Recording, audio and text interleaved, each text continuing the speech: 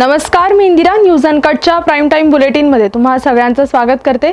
सविस्तर वृत्त पाहणारच आहोत, पण त्याआधी नजर टाकूयात काही महत्त्वाच्या हेडलाईन्सवर. आमदार नरेंद्र भोंडेकर यांचा भंडारा बीडीसीसी बँकेत ठिय्या, समाधान न झाल्यास आंदोलनाचा पवित्रा घेणार. जयकुमार गोरेंच्या बदनामी प्रकरणी पोलीस रामराजे निंबाळकरांच्या घरी प्रकरणाच्या चौकशीसाठी रामराजे यांच्यासह 11 जणांना समन्स. तुर्कीच्या सफरचंदांवर बंदी घालणाऱ्या पुण्यातील व्यापाराला पाकिस्तानमधून धमकीचे फोन. आणि खासगी इमारतीवर होर्डिंग फ्लेक्स लावणाऱ्या 38 जणांना सातारा नगरपालिकेची नोटीस. आता पाहूयात सविस्तर वृत्त. भंडारा जिल्हा मध्यवर्ती सहकारी बँकेच्या निवडणुका होऊ घातल्यात.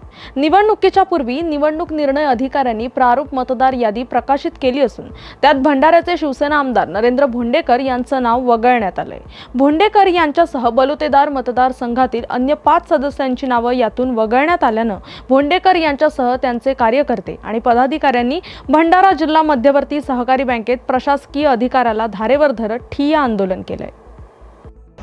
असा जो हा घोड ह्या बँकेमध्ये जर चालू असेल तर याचा आम्ही निषेध करतो आणि याला वाचा फोडण्यासाठी उच्चस्तरीय चौकशीची सुद्धा आम्ही मागणी करू. हे जाणून बुजून तर नाव नाही काढण्यात आलं माझं, तर मी ह्या बँकेमध्ये माझा काही इंटरेस्ट नव्हता, पण सगळ्यांचं म्हणणं होतं की ह्या बँकेमध्ये सुद्धा आपण लढावं, आपण सुद्धा यावं, जेणेकरून बँकेत जिल्हा बँकेचा एक विकासासाठी आमदार असले तर चालना होईल म्हणून. तर सगळ्या आमदारांचं नाव येते, मग माझंच नाव आलं तर कुणाच्या पोटात दुखते. ग्रामविकास मंत्री जयकुमार गोरे यांच्या बदनामी आणि खंडणी चौकशी प्रकरणी वडूज पोलीस माजी सभापती रामराजे नाईक निंबाळकर यांच्या निवासस्थानी चौकशीसाठी दाखल झाले. काही दिवसांपूर्वी वडूज पोलिसांनी रामराजे यांना चौकशीसाठी पोलीस ठाण्यात हजर होण्याचे समन्स बजावले होते. मंत्री जयकुमार गोरे यांच्या बदनामी आणि खंडणी प्रकरणात याआधी 3 जणांना पोलिसांनी अटक केली आहे. वडूज पोलिसांनी या प्रकरणाच्या चौकशीसाठी रामराजे यांच्यासह 11 जणांना समन्स बजावलंय.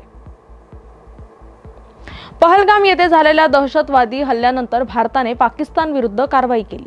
त्यावेळी तुर्कीने पाकिस्तानला शस्त्रास्त्रे पाठवून मदत केली होती. या पार्श्वभूमीवर देशभरात तुर्की विरोधात संतापाची लाट उसळली आहे. याचा निषेध करत पुण्यातील एका व्यापाऱ्याने तुर्कीच्या सफरचंदांची विक्री बंद केली आणि त्यानंतर त्याला पाकिस्तानातून धमकीचे फोन येऊ लागलेत. याबद्दल आमचे प्रतिनिधी दिनेश वडणे यांनी त्यांच्याशी संवाद साधलाय. बघूयात. मध्ये झालेल्या हल्ल्यानंतर भारत आणि पाकिस्तान युद्ध छेडले गेले. यानंतर तुर्कीने पाकिस्तानला सपोर्ट करत पाकिस्तानला काही शस्त्रास्त्रे पुरवण्यात आली. यानंतर भारतामध्ये तुर्की बॉयकॉट हा एक प्रोग्राम राबवण्यात आला. या अंतर्गतच पुण्यातील काही व्यापाऱ्यांनी जे तुर्कीतून सफरचंद येतं यांना बायकॉट म्हणजेच याच्यावर निषेध केला आहे, याच्यावर बंदी घालण्यात आली आहे. तर आपण काही पुण्यातले व्यापारी आहेत त्यांच्याशी बोलूया की नेमकं आपण कशाप्रकारे हा बंदी घातली आहे आणि याबद्दल आपले मत काय आहे. ह्याच्या एक 5-6 दिवसापूर्वी हा टर्की बॉयकॉटचा हा ट्रेंड इथं पुण्यातनं आपण चालू केला. तो हळूहळू अख्ख्या भारतभर पसरला. नंतर त्याच्यानंतर मार्बल असोसिएशन, हिमाचलचे गव्हर्नमेंटने किंवा आपले माननीय एकनाथजी शिंदे यांनी इंडस्ट्री कुठली येऊन देणार नाही. बॉलिवूडवाल्यांनी सांगितलं की आम्ही कुठली टर्कीमध्ये कुठली शॉर्ट्स घेणार नाही पिक्चरमध्ये, मूवीमध्ये सगळे. परत JNU किंवा आपले पाटील साहेब असतील केसरीचे, त्यांनी सांगितलं की आम्ही टर्की, अझरबैजान, तेलाच्या ट्रिप सगळ्या कॅन्सल करत आहोत 100% रिफंड. तर आणि पुण्यातलं ड्रायफ्रूटला नवीन जे गोयंका आहेत त्यांनी ह्याला पाठिंबा दिला. असा हा ट्रेंड अख्ख्या भारतभर पसरला होता. तर त्यांना असं वाटलं की हा ट्रेंड म्हणजे पुण्यातनंच आपणच चालू केला होता.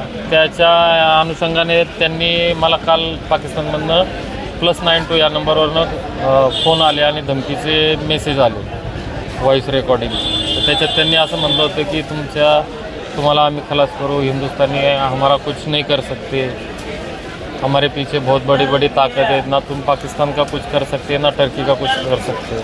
याबाबत आपण काही तक्रार वगैरे दाखल केली आहे का. काल पुणे CPA, जॉईंट CPA त्यांच्याकडे मी निवेदन दिलेले आहे आणि आता ते म्हणले की आम्ही सायबरला सांगून ते पुढची कारवाई करू म्हणून. आपल्या ज्याप्रमाणे आपल्याला धमकी मिळाली याला आपण आता घाबरला आहात का. आणि तुर्कीवर जे बॅन केलं आहे, तुर्कीवर जे आपण ॲपल बॅन केलं आहे, हे आपण तसंच चालू ठेवणार आहात का, परत तुर्कीबरोबर व्यवसाय चालू करणार आहात. नाही, जोपर्यंत प्रश्न मिटत नाही आहे तोपर्यंत आपण चालू नाही करणार. आपण पाहत आहात की पुण्यातील व्यापाऱ्यांनी तुर्कीबद्दल पक्का निर्धार केला आहे की तुर्कीचा जोपर्यंत हा विषय मिटत नाही तोपर्यंत तुर्कीबरोबर कोणताही व्यापार केला जाणार नाही. न्यूज अनकटमधून मी दिनेश वडणे, धन्यवाद. मान्सून पूर्व वादळी वाऱ्यामुळे आणि पावसामुळे कोणतीही दुर्घटना घडू नये यासाठी साताऱ्यातील नगरपालिका प्रशासनाने अनधिकृत फ्लेक्स लावणाऱ्या 38 जणांना नोटिसा बजावल्यात. संबंधित इमारतीचे स्ट्रक्चर ऑडिट रिपोर्ट पुढील 7 दिवसात सादर न केल्यास नगरपालिका प्रशासन अनधिकृत बॅनर फ्लेक्स नगरपालिकेच्या अतिक्रमण विभागाच्या माध्यमातून हटवणार असल्याचा इशारा मुख्याधिकारी अभिजित बापट यांनी दिलाय. मान्सूनपूर्व कालावधीत वादळी वाऱ्यामुळे आणि पावसामुळे होर्डिंग्ज कोसळून होणाऱ्या दुर्घटनामुळे जीवित व वित्तहानी टाळण्यासाठी सातारा नगरपालिकेच्या अतिक्रमण विभागामार्फत सातारा शहरातील विविध अशा होर्डिंग संस्थांना एक 38 ॲडव्हर्टायझर्स कंपनींना आम्ही नोटिसा दिलेल्या आहेत. त्या नोटिसीद्वारे त्यांना 7 दिवसाच्या आत सन 25-26च्या सालाकरता होर्डिंगचे स्ट्रक्चरल ऑडिट झाल्याचा दाखला आणि स्टॅबिलिटी सर्टिफिकेट, जेणेकरून वादळी वाऱ्याच्या 40 ते 50 किलोमीटर वादळी वाऱ्याच्या वेगास सदरचे होर्डिंग टिकू शकेल, पडणार नाही, त्यामुळे कोणती दुर्घटना होणार नाही याबाबतचं सर्टिफिकेट सादर करण्यासाठी नोटिसा बजावलेल्या आहेत. साताऱ्याच्या फलटण तालुक्यात नीरा देवधर पाणी प्रश्नी अनेक आरोप प्रत्यारोप सुरू आहेत. रामराजे नाईक निंबाळकर यांनी आमदार सचिन पाटील यांच्यावर टीका केली होती. या टीकेला आमदार सचिन पाटलांनी प्रत्युत्तर दिले. लवाद आम्हाला माहीत नाही असे म्हणणाऱ्यांनी आम्हाला अडाणी समजू नये असा टोला त्यांनी यावेळी लगावलाय. सगळं नवाद बिवाद सगळं कळतं. नवाद लय आपला मी जरा थोडा कमी शिकलेला असेल. आम्ही विद्यार्थीच आहोत. विद्यार्थी असल्यामुळे आम्ही शिकत राहणार आहोत. तुमच्या मी पत्रकार बंधू सगळे आम्ही विचारानं सगळे एकत्र येणार आहोत. तुमचं ज्या अडचणी असतील त्या आम्ही त्या मांडणार आहोत. याचा अर्थ असा नाही की आम्हाला काय समजत. प्रत्येक गोष्ट कळत असते, प्रत्येक गोष्ट समजत असते. पण आपण कुठंतरी वेगळं काहीतरी आहोत दाखवायचं तालुक्याला आणि तालुक्याची दिशाभूल करत राहायचं, ते जरा कुठंतरी आता थांबलं पाहिजे. आपण पाण्यासाठी संघर्ष करतोय तर 100% संघर्ष करायची गरज नाही. आपण पाण्याचं टेंडर मंजूर करायला आपण संघर्ष करतोय. कारण आमचं नेतृत्व रणजित नाईक निंबाळकर खंबीर आहे. त्यांच्याबरोबर माझ्यासारखा सर्वसामान्य शेतकऱ्यांच्या कुटुंबात जन्मलेला पोरगा, शेतकऱ्याची अडचण असणारा पोरगा, शेतकऱ्याची तळमळ असणारा पोरगा. तर मला माहित आहे मळ्यात पाणी नसलं तर काय होतं, पिकाला पाणी नसलं तर काय होतं, हे सगळं जाणणारा माणूस आहे. हे काय कुठं पुस्तकं डिक्शनरी वाचायची मला गरज. बातमीपत्रात वेळ झाली आहे छोट्याशा विश्रांतीची. लगेचच परत येऊ. तोपर्यंत पाहत राहा न्यूज अनकट. ऐतिहासिक वारसा लाभलेला मराठ मुलूक महाराष्ट्र. या महाराष्ट्राला विविध रंगी छटा आहेत. साहित्य, कला, पर्यटन, नृत्य, भाषा, संत परंपरा अशा विविधतेने तो नटलेला आहे. हीच गौरवशाली विविधता जपत सुवरंग मराठी केवळ महाराष्ट्राच्या सांस्कृतिक संहितेपुरते मर्यादित न राहता समकालीन नवकल्पनांवर आधारित कार्यक्रमांद्वारे मराठी मनोरंजन विश्वात स्वतःची एक अनोखी जागा निर्माण करत आहेत. मराठी मनोरंजन क्षेत्रातील उत्तम दिग्दर्शक, लेखक आणि निर्मात्यांच्या प्रतिभेचा पुरेपूर वापर करून मनोरंजनाचा आगळा वेगळा रंग उधळण्यास आम्ही सज्ज आहोत. स्वरंग मराठीचे उद्दिष्ट मराठी मनोरंजन क्षेत्रामध्ये मनोरंजनाची वहिवाट सोडून, रूढीवादी पद्धती तोडून मनोरंजनाचा समृद्ध अनुभव प्रदान करून देण्याचा आहे. म्हणूनच यात विविध पद्धतीचे मनोरंजक आणि माहितीपूर्ण कार्यक्रम स्वरंग मराठीवर बघता येतील. शेवटी एकच, धकाधकीच्या जीवनात धांगडधिंगा करण्यापेक्षा बसूया, हसूया, गाऊया, जगूया. नाती गोती श्रावण मोती गावामधले जीवंत रंग. नाती गोती श्रावण मोती गावामधले जीवंत रंग. चला जोडूया, चला पाहूया, जशी संस्कृती तसा स्वरंग. बातमीपत्रात पुन्हा एकदा स्वागत. आता पाहूया उर्वरित काही महत्त्वाच्या घडामोडी. भंडाऱ्याच्या पवनी तालुक्यातील निलज येथील अंगणवाडी सेविका भरती पद्धतीत मोठा घोळ झाल्याचा आरोप स्नेहा तितीरमारे यांनी आज भंडारा येथे पत्रकार परिषदेतून केलाय। याविषयी आपण बालविकास प्रकल्प अधिकाऱ्यांकडे लेखी आक्षेप नोंदविला, मात्र त्या आक्षेपाचे समाधान न करता टाळाटाळ करण्यात येत असल्याने तालुका बालविकास प्रकल्प अधिकाऱ्यांच्या भूमिकेवर त्यांनी संशय व्यक्त केलाय। या प्रकरणी वरिष्ठांनी लक्ष घालून सदर प्रकरणाची योग्य चौकशी करून न्याय मिळवून द्यावा अशी मागणी स्नेहा तितीरमारे यांनी यावेळी केली। मी अंगणवाडी सेविका पदभरतीसाठी फॉर्म भरलेला होता। तिथे प्रथम लिस्टमध्ये जेव्हा ग्रामपंचायतला लागली तेव्हा प्रेरणा धनपाल नवघरे ही पहिल्या नंबरवरती आहे आणि मी स्नेहा शुभम तितीरमारे दुसऱ्या नंबरवरती आहे। तिला 1 मार्क्स माझ्यापेक्षा जास्तच आहे। तर मी तिच्यावर ऑब्जेक्शन घेतला। मला डाऊट होतं की हिचे डॉक्युमेंट्स आपण पडताळणी करावं बा। तर मी तिच्यावर ऑब्जेक्शन घेतला की मला तुझे डॉक्युमेंट्स चेक करायचे आहेत। तर ज्या तारखेनुसार जे GRची तारीख होती त्याच्यानुसार मला बोलवलं ऑफिसमध्ये आणि मग तिचे डॉक्युमेंट्स दाखवले। डॉक्युमेंट्स दाखवल्यानंतर मी डायरेक्ट मार्कशीटला हात लावून चेक केलं। म्हटलं मला ह्या मार्कशीटवर डाऊट आहे आणि मला याचा डिप्लोमा दाखवा म्हटलं या मार्कशीटचा। तर तिच्याकडे त्याचा डिप्लोमा नव्हता। नसल्यामुळे त्यांनी माझा पॉईंट आऊट केलं की आम्ही तुम्हाला पॉईंट लिहितो बा ऑफिसला आणि नंतर तुम्हाला दाखवू आम्ही। तर त्यांनी पॉईंट आऊट केलं आणि मी म्हटलं की मी इयरली पॅटर्न माझ्यापासून नाही आहे, ती व्यक्ती माझ्यापेक्षा 1 वर्षाने लहान आहे, ते पण पदवीला सेमिस्टर पॅटर्नच शिकली असेल। तर तिच्याकडे सेमिस्टर पॅटर्नचे पण तिथं नव्हते। मुक्त विद्यापीठाचे डॉक्युमेंट जोडलेले आहेत आणि 3 इयरचे 3 मार्कशीट जोडलेले आहेत। तर मी घेतलं डाऊट। त्याच्यानंतर त्यांनी मला नंतर एक लेटर दिलं की या तारखेला तुम्ही या की ती व्यक्ती तुम्हाला डॉक्युमेंट्स प्रत्यक्षात दाखवायला तयार नाही। तिने लेटर सक्त लेटर लिहून दिलं की मी आपली वैयक्तिक माहिती तुला देणार नाही, तिला दाखवणार नाही। तर त्याच्यामुळे मग मी म्हटलं याच्यावर काही ऑब्जेक्शन नाही का। मी माहिती अधिकाराखाली पण टाकलं तरी पण तिने दाखवलं नाही। तिने डायरेक्ट लिहून दिलं की मी आपली वैयक्तिक माहिती दाखवत नाही। त्याच्यावर ठाम राहून सगळ्यांनी त्यांनी दुसरा निर्णय न घेता तिला सरळ थेट नियुक्ती लेटर देऊन दिला आणि ती जॉईनिंग झाली 2 मे। 7व्या वेतन आयोगाप्रमाणे वेतन देण्याची मागणी महाराष्ट्र राज्य भूमी आणि अभिलेख कर्मचारी संघटनेच्या वतीनं सातारा तहसीलदार कार्यालयात बेमुदत संप सुरू करण्यात आलाय। या संपात मोठ्या संख्येने भूमी अभिलेख कर्मचारी संघटनेचे कर्मचारी सहभागी झालेत। 7व्या वेतन आयोगाप्रमाणे भूमी अभिलेख विभागातील भूमापक कर्मचाऱ्यांना वेतन मिळावे अशी मागणी यावेळी करण्यात आली आहे। भूमी अभिलेख कर्मचारी संघटना पुणे विभाग यांनी कर्मचाऱ्यांच्या मागणीसाठी न्याय हक्कासाठी आजचा हा बेमुदत लढा पुकारलेला आहे। या बाबतीत 2020 साली महाराष्ट्र प्रशासकीय न्यायाधिकरणाने सर्व भूमापकाला इतर विभागांच्या भूमापकाप्रमाणेच वेतन असावे हा न्यायनिर्देश दिलेला असताना देखील आज अखेर 5 वर्ष उलटून गेलेले असताना देखील सरकारने सदर न्याय निर्णयाची अंमलबजावणी केलेली नाही। या बाबतीत वेळोवेळी वेगवेगळ्या संघटनांनी निवेदनं दिली, निदर्शने केली, लाक्षणिक संप केले, तरी देखील सरकार दाद देत नाही। यासाठी आमच्या मागण्या मान्यच करण्यासाठी आम्ही हे बेमुदत संपाचा हत्यार उपसलेला आहे। तरी आमची या आपल्या माध्यमातून शासनाला विनंती आहे की त्यांनी आमच्या कामाचं मूल्यमापन करून आम्हाला सुधारित वेतनश्रेणी लागू करावी। पुण्याच्या पुरंदर तालुक्यातील नीरा येथील शिवतक्रारवाडी आणि पिंपरे खुर्द या गावच्या सीमेवरून जाणारा रस्ता खुला करावा या मागणीसाठी नीरा येथील 3 शेतकऱ्यांनी काल गुरुवारपासून उपोषण सुरू केलंय। काही शेतकऱ्यांनी केलेल्या अतिक्रमणामुळे हा 33 फूट रुंदीचा रस्ता सध्या अडवला गेलाय।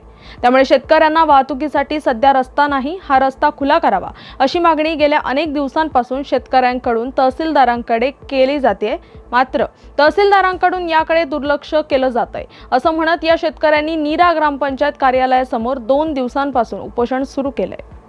आमची नीरा शिवतक्रार, पिंपरे खुर्द व गुळुंचे गावातील आणि थोपटे वस्ती गावातील शेतकऱ्यांची मागणी आहे की पिंपरे खुर्द आणि नीरा शिवतक्रार हा शिवरस्ता खुला करून मिळावा, तसेच शिवतक्रार नीरा आणि गुळुंचे हा नकाशेप्रमाणे रस्ता खुला करून मिळावा।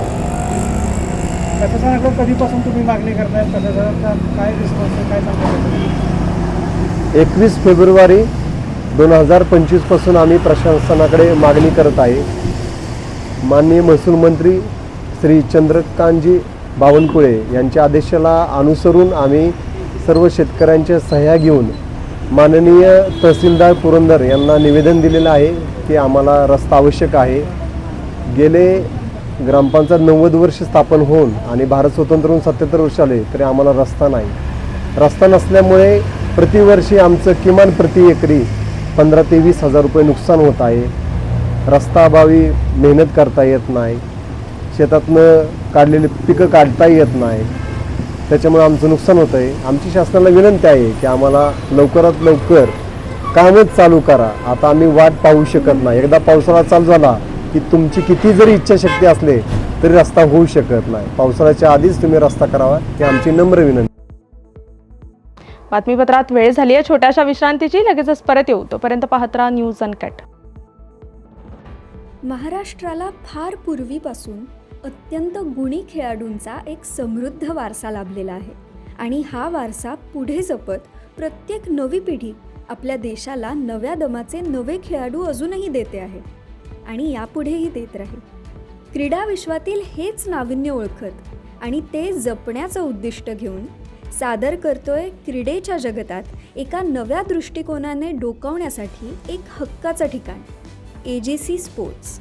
आता तुम्ही म्हणाल कितीतरी आहेत, तुम्ही काय वेगळं देणार? तर आम्ही घेऊन येत आहोत महाराष्ट्राचं पहिलं संपूर्ण मराठी स्पोर्ट्स चॅनल. मराठी प्रेक्षकांसाठी कबड्डी, फुटबॉल, खो खो, मल्लखांब अशा ग्रामीण तसंच शहरी भागात प्रसिद्ध असणाऱ्या यासारख्या अनेक खेळांचं थेट प्रक्षेपण, तज्ज्ञांचं विश्लेषण आणि स्थानिक खेळाडूंच्या प्रेरणादायी कथा इथे पाहायला मिळते. आजपर्यंत आपले खेळ जागतिक स्तरावर पोहोचले नाही, पण आता मात्र ते बदलणार. आम्ही स्थानिक खेळाडूंना मोठ्या संधी देण्याचा संकल्प केला आहे. मराठीमध्ये जगभरातील स्पोर्ट्सचे सर्वोत्कृष्ट कव्हरेज मिळवण्यासाठी AGC स्पोर्ट्सला आजच जॉईन करा. तुम्ही आयोजित करत असलेल्या छोट्या छोट्या स्थानिक, जिल्हास्तरीय किंवा राज्यस्तरीय स्पर्धांना एक ग्रँड लुक देण्याकडे आमचं लक्ष असेल. रोज पहाटे उठून आपल्या खेळाची प्रॅक्टिस करणारे, ऑलिम्पिकसारख्या स्पर्धांमध्ये पदकं मिळवण्याची स्वप्न पाहणारे आणि त्यासाठी भरपूर कष्ट घेणारे असे विविध भागांमधले गुणी खेळाडू हे असतील आमचे हिरो. चला तर मग आपल्या खेळाला आपली ओळख देऊया.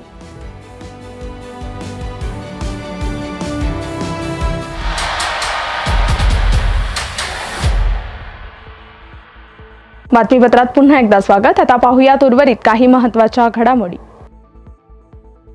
यवतमाळ जिल्ह्यातील 16 तालुक्यांमध्ये 2.25 लाख घरकुलं मंजूर करण्यात आली. वणी तालुक्यामध्ये 10,000 घरकुलं मंजूर झाली आहेत. त्यापैकी अनेक घरकुल धारकांना रेती चढ्या दराने विकत घ्यावी लागते. घरकुल लाभार्थ्यांना 5 ब्रास वाळू मोफत देण्याचे धोरण अवलंबवण्यात आले आहे, परंतु त्याची अंमलबजावणी होत नाही. परिणामी अनेक गरजू घरकुल लाभार्थ्यांचे घर बांधकाम रखडल्याने काम थांबले. याकडे लक्ष वेधण्यासाठी वणीच्या निरगुडा नदीपात्रात वाळू सत्याग्रह आंदोलन करण्यात आलं.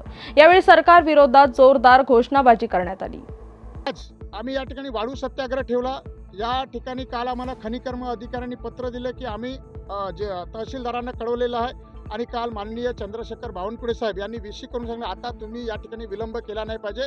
0 रॉयल्टी पास त्या ठिकाणी दिले पाहिजे. ऑनलाईन नाही दिले तर त्यांना ऑफलाईन या ठिकाणी आपण उपलब्ध करून दिले पाहिजे आणि त्याची अंमलबजावणी या ठिकाणी होण्यासाठी आम्ही या ठिकाणी निवेदन देऊन सत्याग्रह करतो आणि माननीय तहसीलदार साहेब या ठिकाणी येऊन खरंच आम्हाला उद्यापासून या ठिकाणी वाळूचे पासेस आज किंवा उद्या देऊन ते वाळूचे मोफत लाभ ट्रॅक्टरने घेऊन जाण्याचे देणार आहे का आणि यावर ते देऊ शकत नसेल तर येणाऱ्या 5 दिवसात आम्ही याच ठिकाणी सविनय कायदेभंगाचं आंदोलन करणार आहोत आणि आपलं ट्रॅक्टर घेऊन आपलं पंचायत समितीची मंजूरवाली यादी चारगावची, शिरपूरची त्या ट्रॅक्टरला लावून तलाठी यांना सूचना करून, ग्रामसेवकाला सूचना करून ते उपस्थित राहिले. ठीक आहे, नाही राहिले तर मोफत वाळू धोरणानुसार हक्काची वाळू घेऊन आम्ही इथून घेऊन जाणार. ती चोरी नाही आहे, तो आमचा हक्क आहे. भंडारा जिल्हा परिषदेच्या विविध विभागात पुरवठा होणाऱ्या वीज जनित्रात अचानक शॉर्ट सर्किट झाला. आरोग्य विभागाच्या अधिकाऱ्यांनी अग्निशमन बंबच्या माध्यमातून आगीवर तात्काळ नियंत्रण मिळवल्यानं मोठी दुर्घटना टळली आहे. अचानक शॉर्ट सर्किट झाल्याची माहिती मिळताच जिल्हा परिषदेमध्ये मोठी खळबळ उडाली. शॉर्ट सर्किटमुळे जिल्हा परिषदेचे अनेक विभाग अंधारात असल्याचं पाहायला मिळालं. गुजरातचे जांभूळ धुळ्यात विक्रीसाठी दाखल झाले. 200 रुपये किलो दराने जांभूळ विकले जात असून नागरिकांनी जांभूळ खरेदीसाठी गर्दी केली आहे. पावसाळा सुरू होताच महाराष्ट्रातील विविध शहरांसह गुजरात आणि अन्य राज्यातून जांभूळ मोठ्या संख्येने विक्रीसाठी आणले जाते. त्यामुळे शहरातल्या 200 रुपये दराने जांभूळ विकले जात असले तरी नागरिकांनी खरेदीसाठी मात्र गर्दी केली आहे. या बातमीचा वेळ झाली आहे. प्राईम टाईम बुलेटिनमध्ये इथेच थांबायची. तोपर्यंत पाहत राहा न्यूज अनकट.